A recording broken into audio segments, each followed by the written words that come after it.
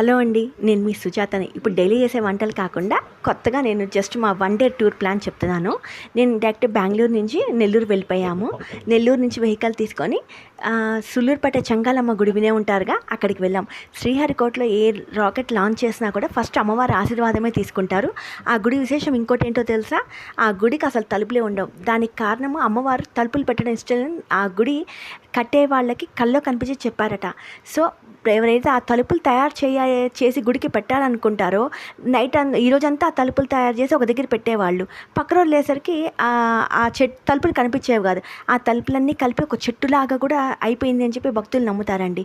ఆ చెట్లు మనస్ఫూర్తిగా కోరుకుంటే అమ్మవారి రూపాలు చాలానే కనిపిస్తాయి మీకు అక్కడ. సో అక్కడి నుంచి నెక్స్ట్ దాని గుడికి కొంచెం వెనక పక్క నుంచి పులికాట్ సరస్సు అక్కడ లేక్ ఉంటుందండి. చాలా బ్యూటిఫుల్గా ఉంటుంది. ఫ్లెమింగో ఫెస్టివల్ కూడా జరుగుతుంది.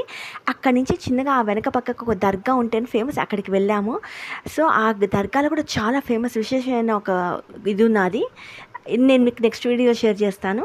సో ఆ దర్గా కూడా చూసుకొని ఆ దేవుడికి కూడా దండం పెట్టుకొని సో అక్కడి నుంచి మళ్ళీ మేము తిరిగి డైరెక్ట్గా గొలగముడికి ప్రయాణం అయ్యాం. మనకి షిర్డీ సాయిబాబా అలాగేలాగో మా నెల్లూరుకి వెంకటేశ్వర స్వామి అంత విశేషం అండి. ఆ స్వామి నిజంగా చాలా ఇష్టం. నా చిన్నప్పటి నుంచి ప్రతిసారి ఆ గుడికి వెళ్తాను నేను. ఒకసారి ఆ స్వామిని కూడా దర్శించుకోండి.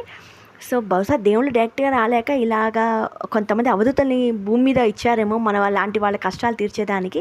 ఆ స్వామివారి ఇల్లు, ఆ స్వామివారి గుడి, అన్ని సమాధి అన్నీ ఇక్కడ ఈ గుడిలో మనకి విశేషంగా జరుగుతాయి. ఇంకోటి ఏంటంటే నిత్య అన్నదానం ఉంటుందండి. సో ఎంతెంత దూరాల నుంచి వచ్చినా కూడా చక్కగా అక్కడ అన్నదానం చేసుకోవచ్చు. సో స్వామివారి రూపం చూసారుగా, చాలా పెద్ద గుడి అండి ఇది. హ్యాపీగా వెళ్ళేసి రావచ్చు. అక్కడి నుంచి నేరుగా మేము నరసింహస్వామి కొండగా ప్రయాణమయ్యాం. దారిలో అక్కడ ఇరుకల పరమేశ్వరి అమ్మవారి గుడి ఉంటుంది. చాలా బాగుంటుందండి. ఆ గుడి కూడా చూసుకోండి.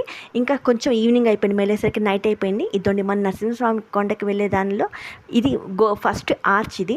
సో ఈ ఆర్చ్ గుండా వెళ్ళాలి. చిన్న కొండ అండి. హ్యాపీగా నైట్ వెళ్ళిపోవచ్చు. సేఫ్టీ అంతా చాలా బాగుంటుంది.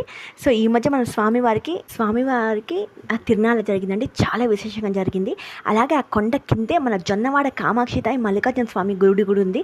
అది కూడా చక్కగా దర్శనం చేసుకొని తిరిగి మా ఇంటికి వెళ్ళిపోయామండి. అంతే, 1 డే టూర్ అయిపోయింది.